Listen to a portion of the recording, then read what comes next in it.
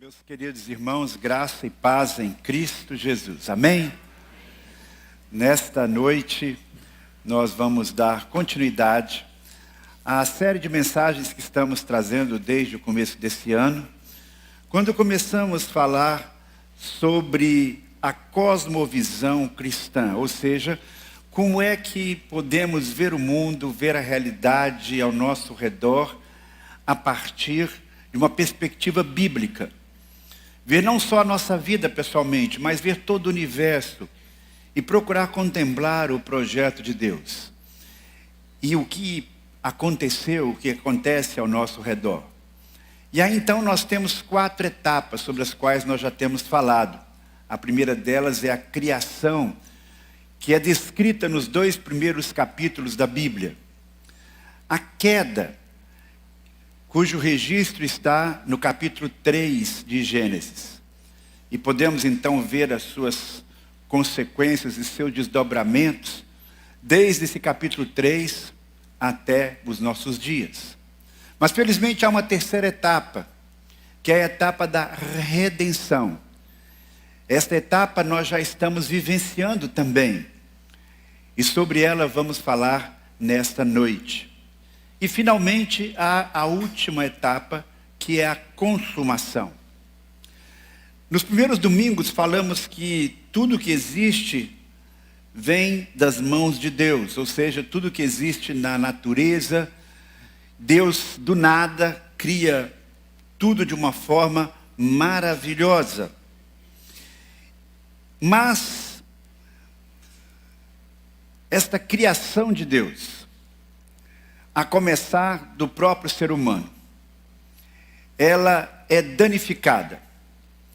Ela experimenta um abalo, uma mudança profunda, com a experiência que os teólogos denominam queda.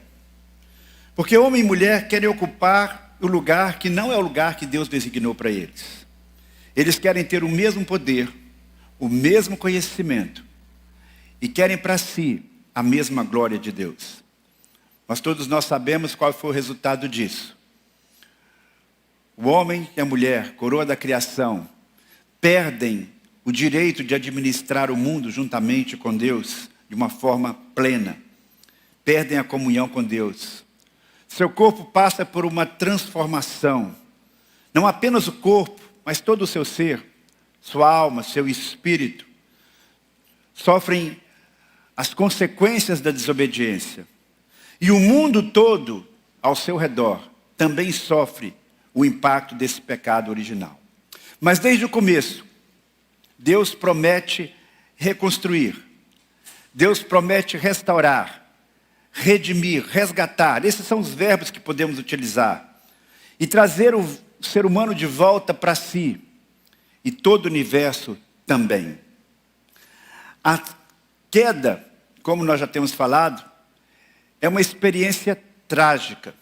Suas consequências aparecem não apenas ali no capítulo 3, mas logo na sequência. Elas aparecem no contexto da primeira família, onde vamos encontrar ciúmes, ódio, inveja, resistência ao confronto feito por Deus quando Caim está abrigando no seu coração o rancor, a vingança, a raiva. O crescimento da maldade vai trazer sobre a humanidade, lá no começo, o dilúvio, o juízo de Deus. Mas será que é apenas esse o impacto da queda? O livro de Gênesis não responde sozinho esta questão. Existem outros textos na Bíblia que nos ajudam a entender o que aconteceu ali no Éden. E o que Deus fez para minimizar, e o que Deus fez para anular os efeitos da desobediência do primeiro casal. Paulo, o apóstolo Paulo, iluminado pelo Espírito Santo, ele amplia o nosso conhecimento sobre as consequências da queda. E se desejamos falar sobre a redenção, e hoje vamos falar sobre esta divina redenção, precisamos voltar um pouquinho atrás para entender as consequências da queda, porque apenas entendendo de forma mais ampla essas consequências é que podemos ter uma dimensão melhor da importância, do valor desta redenção. Portanto, vamos ler a Bíblia agora no livro de Romanos, capítulo 5. Farei primeiramente a leitura do versículo 12 e depois leremos a partir do versículo 15. Eu estou usando a versão NVI. Diz assim a palavra de Deus. Romanos, capítulo 5, versículo 12. Portanto, da mesma forma como o pecado entrou no mundo por um homem, e pelo pecado a morte, assim também a morte veio a todos os homens, porque todos pecaram. Versículo 15.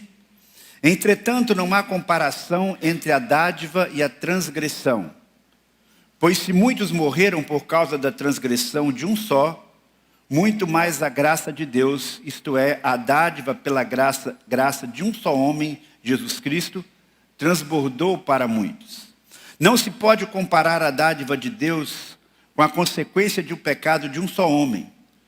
Por um pecado veio o julgamento que trouxe condenação, mas a dádiva decorreu de muitas transgressões e trouxe justificação. Se pela transgressão de um só a morte reinou por meio dele, muito mais aqueles que recebem de Deus a imensa provisão da graça e a dádiva da justificação reinarão em vida por meio de um único homem, Jesus Cristo. Consequentemente, assim como uma só transgressão resultou na condenação de todos os homens, assim também um só ato de justiça resultou na justificação que traz vida a todos os homens. Logo, assim como por meio da desobediência de um só homem, muitos foram feitos pecadores, assim também, pela obediência de um único homem, muitos serão feitos justos. Amém. O texto paulino retrata, então, algumas outras consequências da queda e a ação de Deus redentiva. As consequências foram muito mais sérias do que nós podemos supor numa leitura um tanto apressada de Gênesis. O que esse relato do apóstolo Paulo nos revela? Na verdade, eu penso que o que ele traz nós nem precisaríamos ler na Bíblia para entender que o que ele está descrevendo aqui é uma realidade. O mundo não é como deveria ser.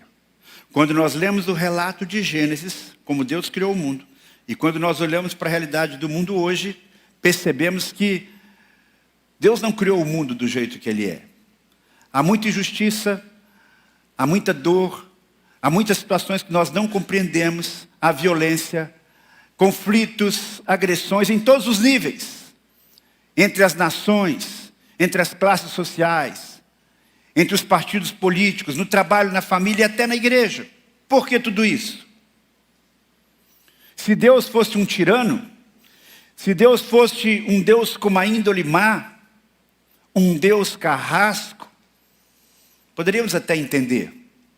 Se nós fôssemos feitos à imagem e semelhança de um Deus assim, poderíamos até entender. Somos, e o mundo é do jeito que está, porque o Deus que está por trás de tudo isso é um Deus essencialmente mau.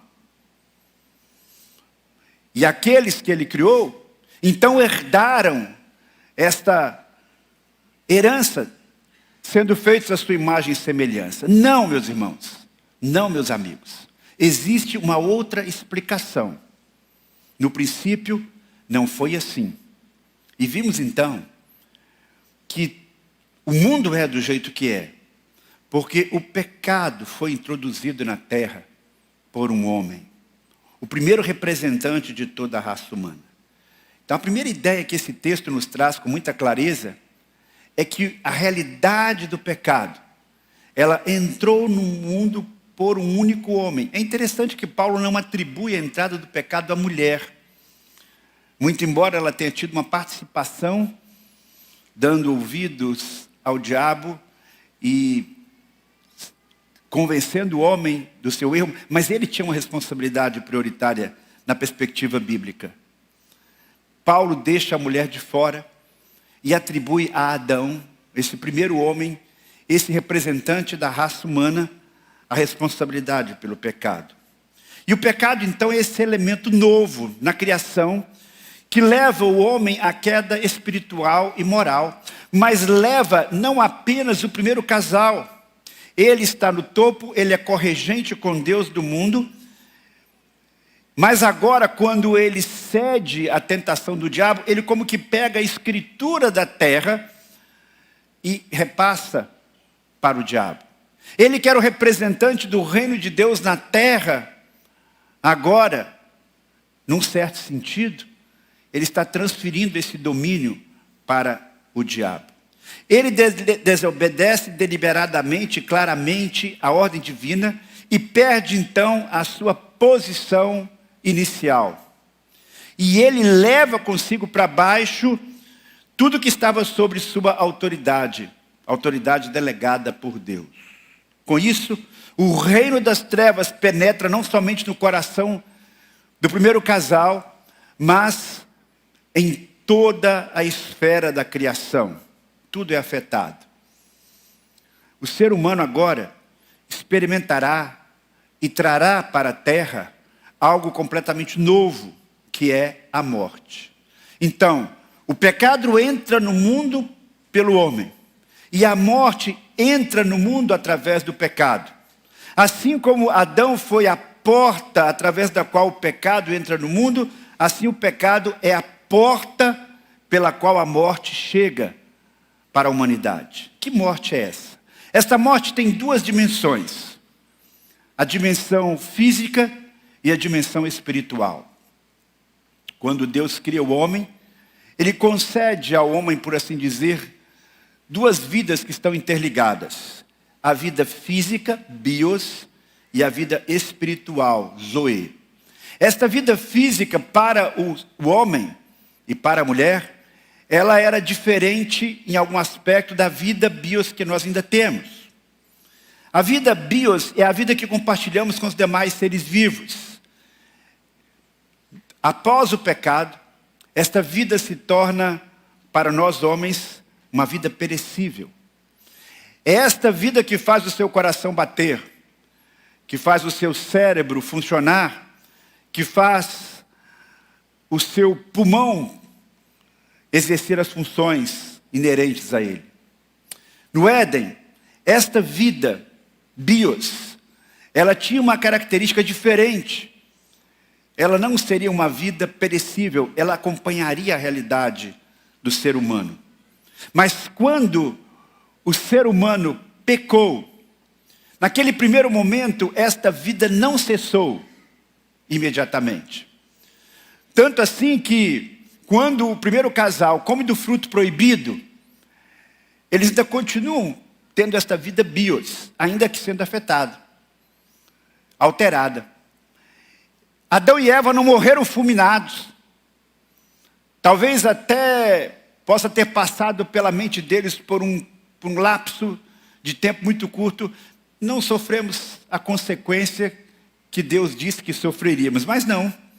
O coração continuou batendo, o pulmão inspirando e expirando, mas quando, algum tempo depois, Deus se encontra com eles pessoalmente e diz: olha, vocês são pó.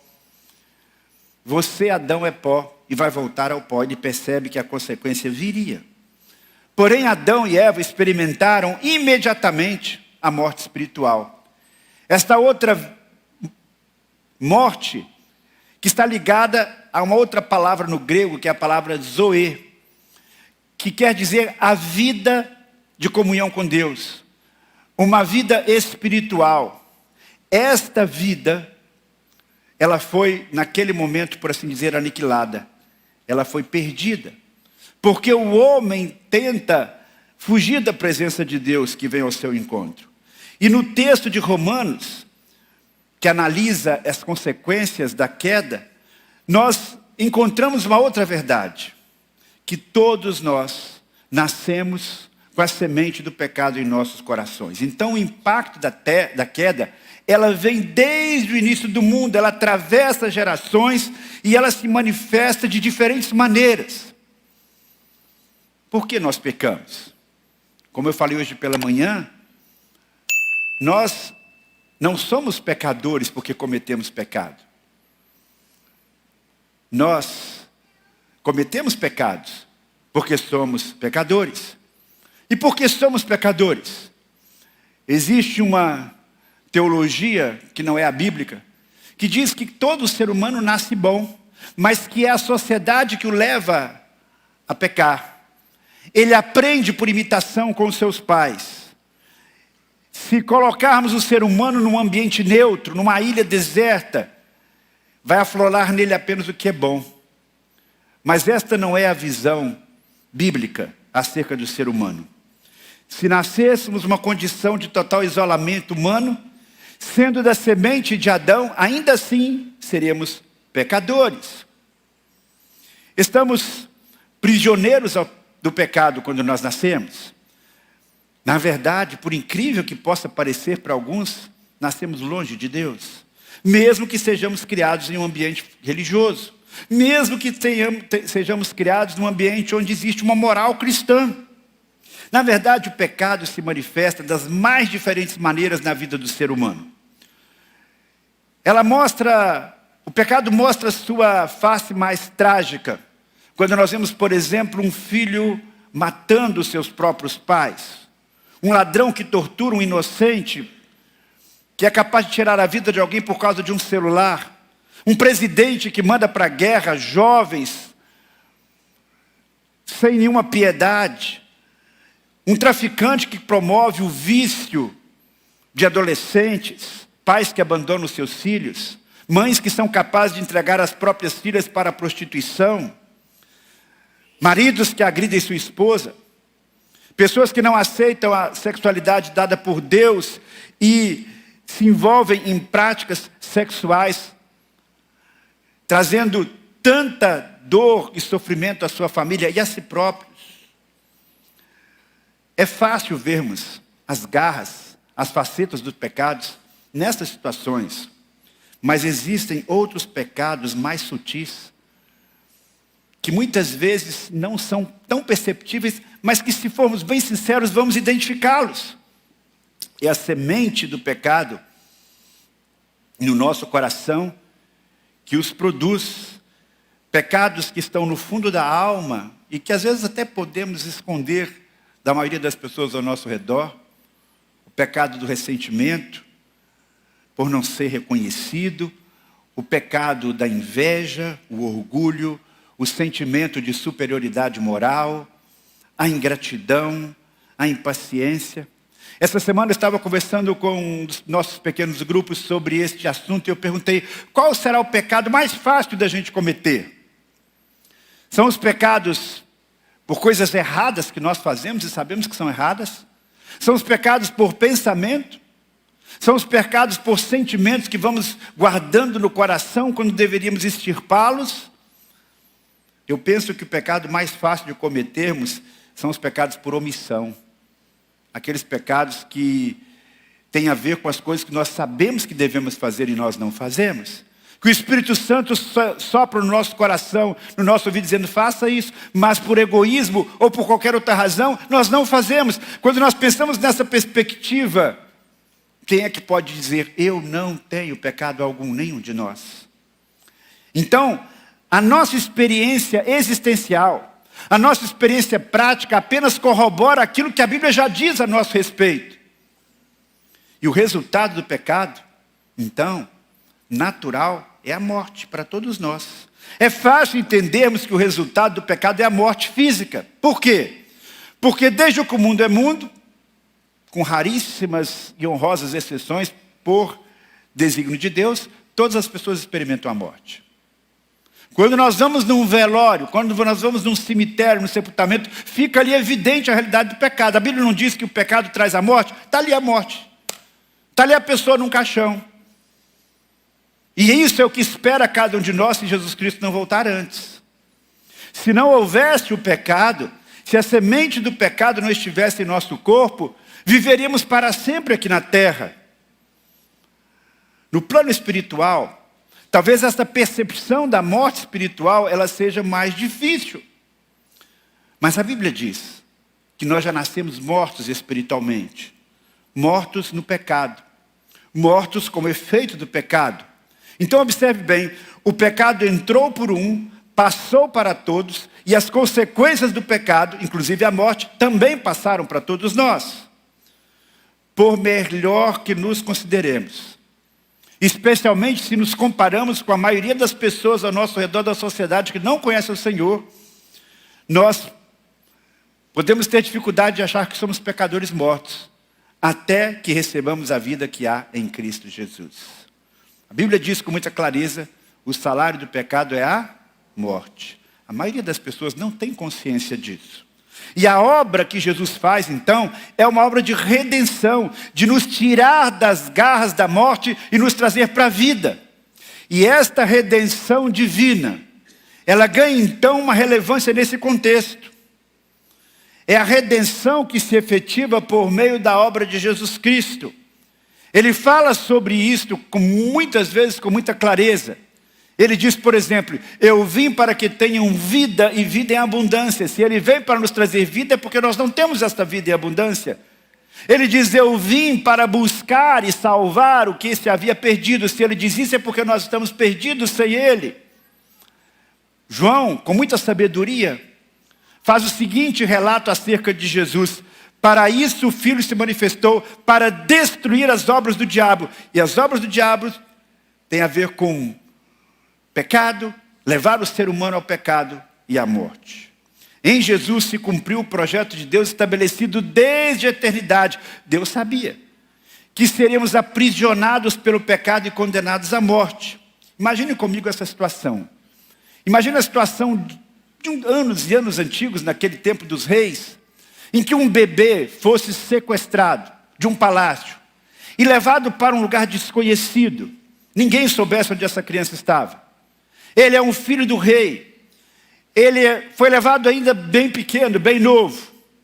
E ele agora está morando ali numa prisão inóspita, um lugar sujo, com uma vida limitada entre quatro paredes. Ele nada sabe do mundo exterior, ele passa fome, ele sente frio, mas ele pensa que a vida é assim mesmo. De vez em quando lhe dá um agrado e ele fica feliz com aquilo. E a sua perspectiva de vida pelas condições insalubres é muito curta, é muito pequena. Ele perdeu o contato com a família, ele não sabe que tem um pai que ama e que o busca e está indo ao seu encontro. Esta é a situação do homem. Esta é a nossa situação. Este bebê, ele precisa ser o quê? Resgatado. É essa a nossa condição. E a redenção divina, o resgate divino, ele foi realizado pela obediência de um só homem, Jesus Cristo. Não foi um batalhão, não foi um exército celestial que Deus mobilizou para nos trazer a salvação. Não. O texto diz com clareza, e vou repetir, consequentemente, assim como a transgressão resultou na condenação de todos os homens, assim também um só ato de justiça resultou na justificação que traz vida a todos os homens. Logo assim, por meio da desobediência de um só homem, muitos foram feitos pecadores. Assim também, por meio da desobediência de um só homem, por meio da obediência de um único homem, muitos serão feitos justos. Talvez alguém possa dizer, pastor, eu não acho justo eu ser condenado pela desobediência de Adão. Que culpa eu tenho de Eva ter pecado? Foi ele que desobedeceu a Deus, não eu. Aí eu pergunto, tá certo. Mas será que é justo também você ser libertado da condição que veio pelo pecado, pela obediência de uma única pessoa, que é Jesus Cristo?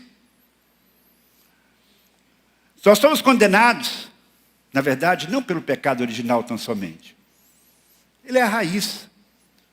Mas nós somos condenados pelos pecados que cometemos. Podemos reparar o mal que fazemos?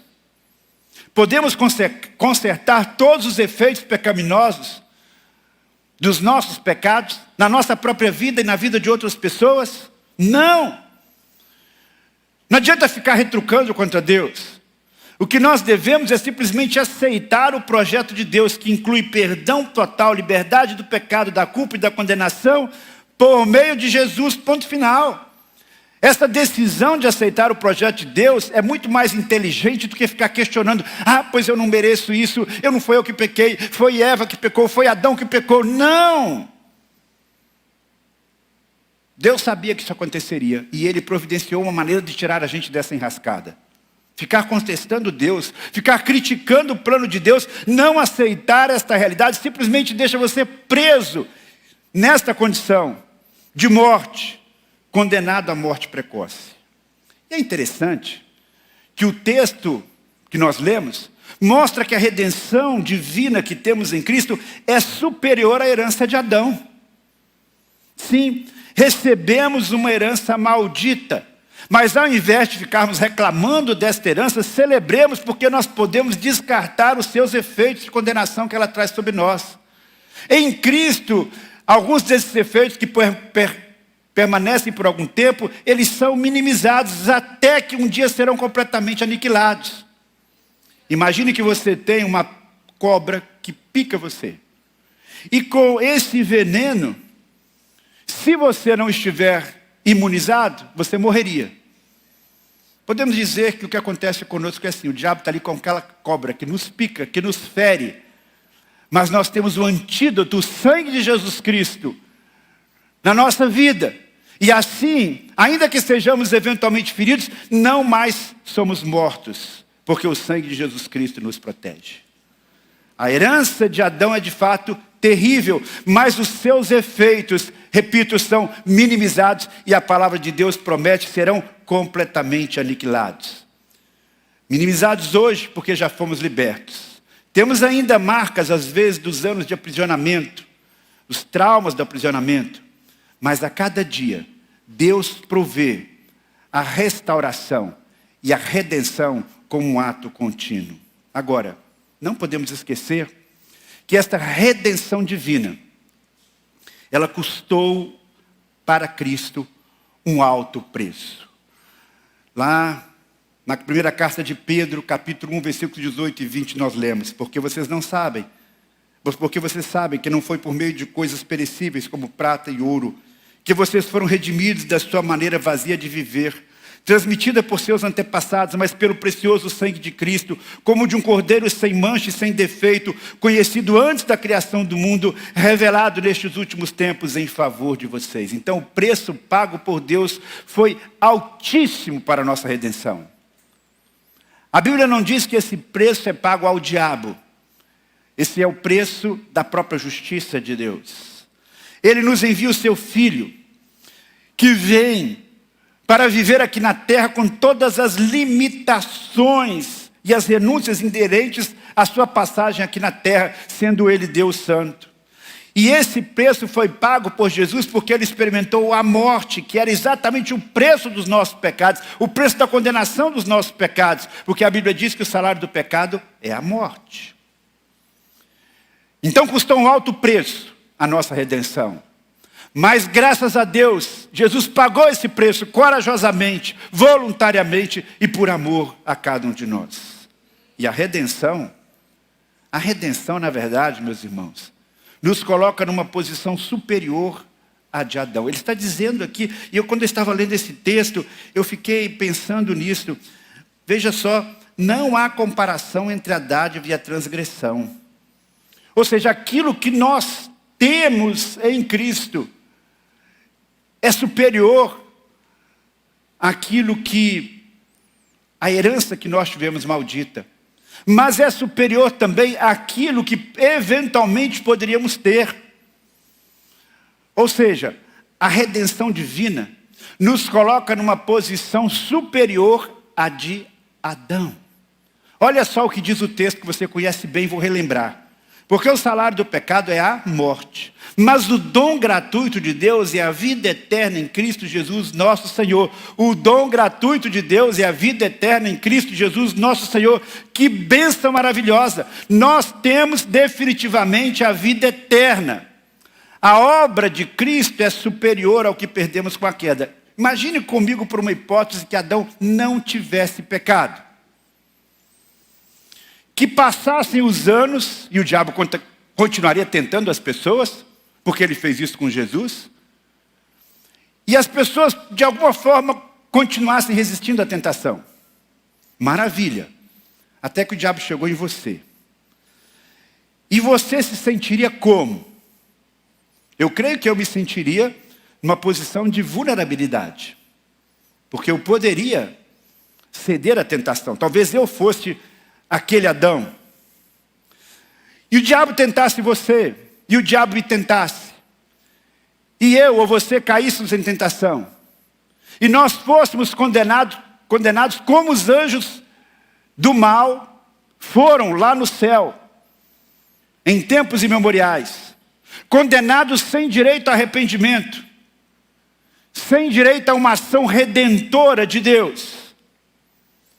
Então você não experimentou a herança de Adão, mas pelos seus próprios pés você falhou, cedeu ao diabo, e estaria agora condenado para sempre, sem nenhuma chance de redenção definitiva. Felizmente essa não é a nossa situação. Porque mesmo tendo recebido uma herança maldita, nós temos recebido os recursos para descartá-la, para jogá-la fora, porque uma vez salvos, somos salvos para sempre. Nós vamos agora ver uma representação que transmite através de imagens e sons aquilo que eu falei nesses últimos dias. Mostra a realidade espiritual, desde a criação até a obra redentiva do Senhor Jesus. Ouça, acompanhe com atenção e peça a Deus que fale ao seu coração.